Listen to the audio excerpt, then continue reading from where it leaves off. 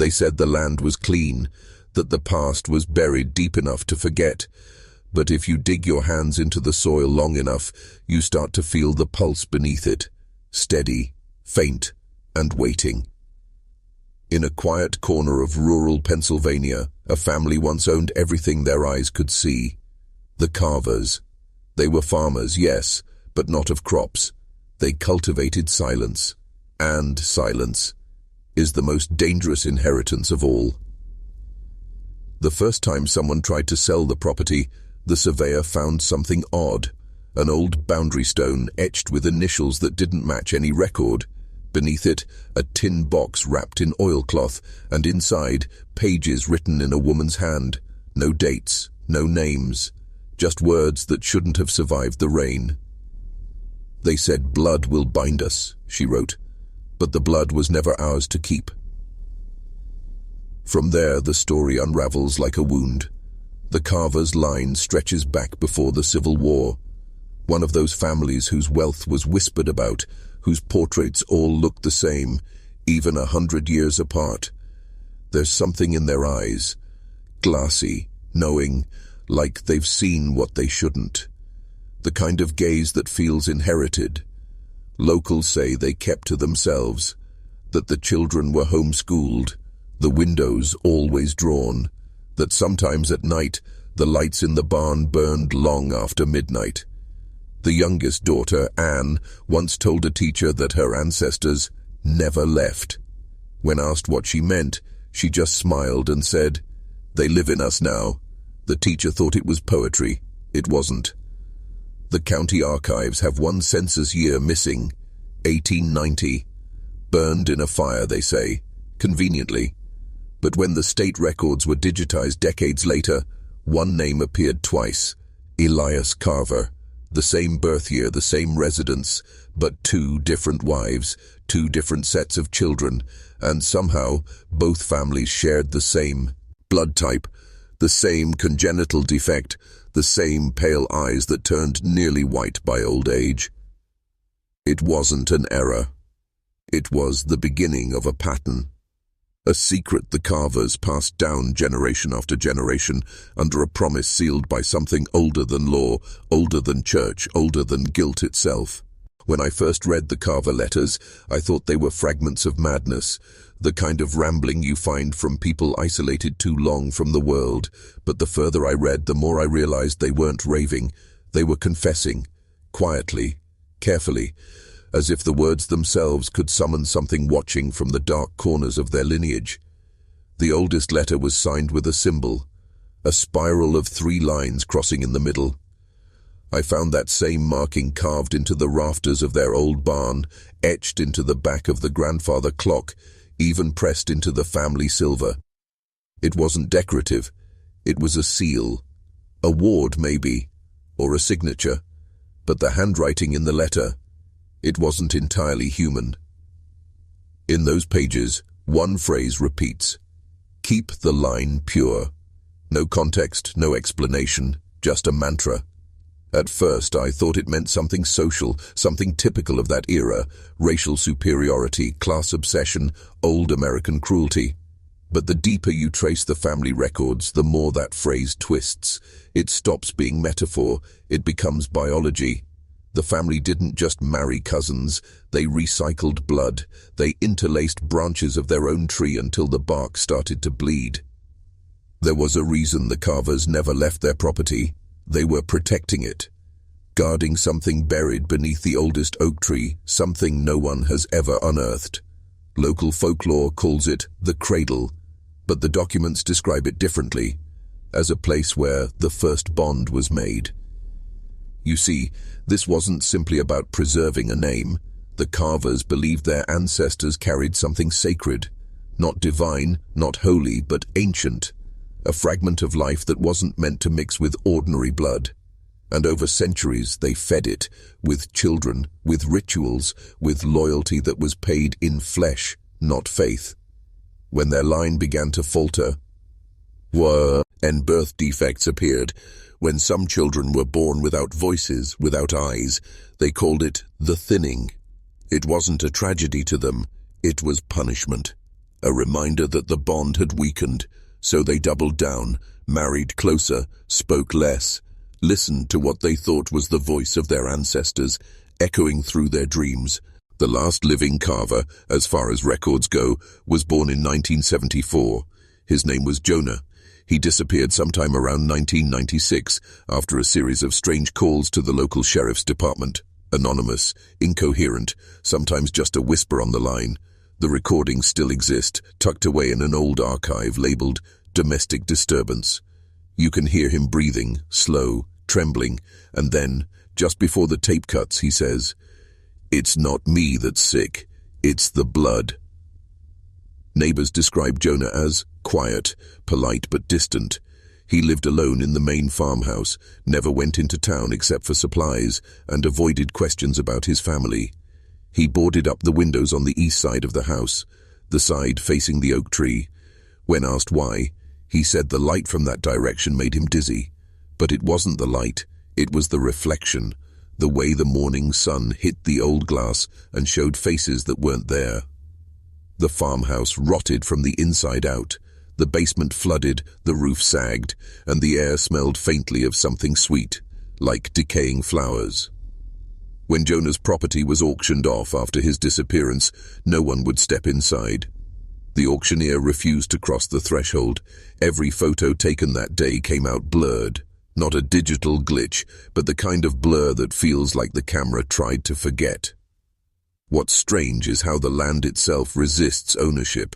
3 times, new buyers have tried to renovate. Each time, construction halted abruptly. Workers quit mid-job, refusing to explain why. One man, a contractor from Scranton, said he felt like someone was standing behind him the entire time, breathing softly, just out of reach.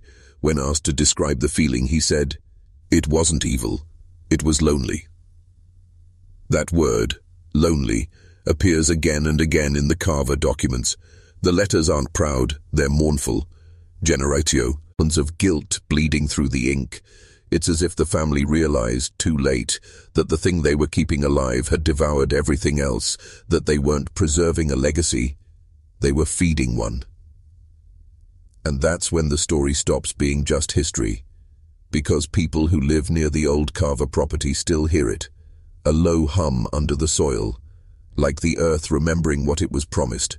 If you walk the perimeter of the old Carver property, you'll notice something unnatural about the ground itself. The trees lean inward toward the center of the land, as if drawn by a gravity that isn't their own. Animals avoid it. No birds nest in the branches, no deer cross the fence line. Even the grass grows in uneven rings, pale in the middle, darker on the edges. It's as though the soil remembers what was spilled there. In the County Historical Society, I found one photograph that no one had catalogued. It shows the Carver family gathered outside the farmhouse, 12 of them in all. Every face is sharp but wrong. Not grotesque, not monstrous, just off. Their eyes don't follow the camera. They all look in the same direction, left, towards something unseen. Behind them, the oak tree, its bark split open like flesh. An old archivist told me the photo had been removed from display because visitors complained of nausea. They said it made them feel watched. I held it for less than a minute, but when I set it down, my hand smelled like iron. And for days after, I dreamed of that same oak tree, the way it swayed though no wind moved around it, the way it listened. According to the fragments of diaries left behind, the Carvers believed the tree was planted on the exact spot where the first ancestor made the vow. They said it marked the threshold between this world and something beneath it. Not hell, not heaven, but the space in between, where voices go when they're remembered too strongly. They called it the hollow place. The diaries described the rituals that bound them to it. The offerings weren't of gold or prayer, they were of kinship. A son to a father, a daughter to her brother, bonds twisted until they blurred. They believed that by joining blood within blood, they could make their family a single vessel for the voice below, and every generation was promised one thing in return: they would never die forgotten. But eternity has a price. The older the tree grew, the more the family changed. The children stopped speaking to anyone outside the home. Their skin grew translucent in the winter. One girl was said to see through her own reflection, to recognize faces that didn't belong to her. By the time Jonah was born, the curse wasn't in the land anymore. It was in him. Jonah's journals were found sealed in a chest beneath the floorboards of the master bedroom. Most of the pages were water-damaged, but a few were legible, just enough to piece together what happened in the last months before he vanished. His handwriting changed over time, becoming sharper, faster, almost frantic. He wrote about the voices, how they started as whispers, then grew into something that sounded like his own family speaking through the walls. "They say the blood is waking," he wrote. "They say it's time to remember." He described dreams where he was a child again, standing beneath the oak tree, his mother's voice calling from underground. Each morning after those dreams, he'd find mud under his fingernails and the taste of iron in his mouth. Then the dream stopped, and the house began to change instead. The lights would flicker when he thought of leaving. Doors would open toward him, never away. He began hearing footsteps in the attic, small, quick, like a child's. There's a line in one of his final entries that chills me every time I read it. "The family isn't gone, it just doesn't need bodies anymore." Some say Jonah tried to burn the oak tree before he disappeared. The sheriff's report notes a ring of scorched grass around its base, but the tree itself stood untouched, not even blackened, and under the roots they found something worse, fragments of old bones, long decayed, with traces of rope still clinging to them. The coroner said they were too old to identify, but one of them was small enough to be a child's. No one knows if Jonah died, or if he simply walked into the woods and never came back. But sometimes hikers in that area say they hear humming from deep within the trees, a low, rhythmic sound that feels more like breathing than music. And if you stand there long enough, the air begins to thicken. You start to understand what Jonah means, and the blood remembers even when the body is gone. If you're still watching, you're already braver than most. Tell us in the comments, what would you have done if this was your bloodline? Would you run, or would you listen? Years later, the state seized the Carver property under eminent domain, citing contamination from an old well. Officially, it's listed as restricted land, unsafe for habitation. Unofficially, it's still watched. Locals say government surveyors show up once every few years, never during the day, and always leave before sunrise. The oak tree still stands, its branches twisting in ways that don't obey wind or season. Nothing grows in its shadow, not grass, not moss, not even rot. I spoke to a man who claimed to be one of those surveyors. His voice trembled over the phone. He said the instruments stopped working within 50 feet of the tree. Compasses spun endlessly, batteries drained. "It's like the ground eats the current," he said. "And when it does, you start hearing it. The hum. It sounds like the earth remembering a name." He didn't stay long, but before he left, he looked up into the branches and swore he saw something hanging there. Not a body, not exactly, but the outline of one, like a shadow with weight. And when he blinked, it was gone. What's most unsettling isn't the haunting itself, but the pattern. Across the US, there are at least a dozen families with similar histories, private lineages, missing census records, sealed estates, and bloodlines that seem to end in disappearance. They all carried the same motto, whispered through generations: keep the line pure. Each family believed they were chosen, touched by something older than humanity, and each paid for it in the same way, by being consumed by it. The Carvers were just the first to be found. Their records were the loudest, their soil the deepest, but the idea behind them, the belief that the past can be bred into permanence, that's not gone. It hides in the way families rewrite their own stories, how they turn shame into tradition, guilt into pride. Maybe that's the real curse, the need to belong to something, even if it destroys you. Every empire starts with a name, a promise, and a grave. The Carvers managed all three, and somewhere under that oak tree the promise still breathes, waiting for another generation foolish enough to listen. If you drive past the old Carver property today, you'll see nothing more than a stretch of withered land behind rusted fencing. No signs, no trespassing warnings, just emptiness. But if you slow down, if you stop for even a moment, something strange happens. The air thickens, the world grows quiet, as though it's holding its breath, and you start to feel it, that subtle vibration under the soles of your feet. Not the hum of machinery, not the rustle of wind. It's deeper, older, like a heartbeat that never stopped. A few years ago, a historian from Harrisburg tried to document the site for a book on lost American families. He stayed in a motel just 5 miles away. Every night he wrote notes by hand. Every morning the ink would fade, not smudged, not water damaged, simply gone. By the 4th day, his handwriting began changing, curling into loops and strokes that matched the Carver letters exactly. He left without finishing the work. He told a colleague later that he still dreams of standing in that house, though he never set foot on the land. In the dream, he said, the walls are breathing.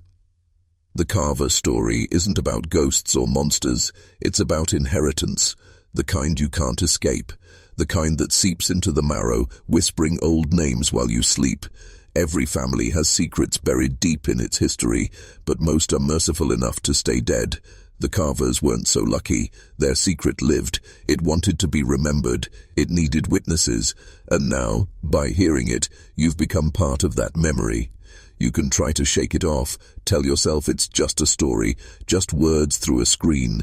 But tonight, when the lights dim and the house goes still, listen carefully. If you hear that faint hum in the distance, steady, patient, pulsing through the dark, it's not your imagination. It's the past, reaching for acknowledgement. It always does. Because there's a forbidden truth about family is this.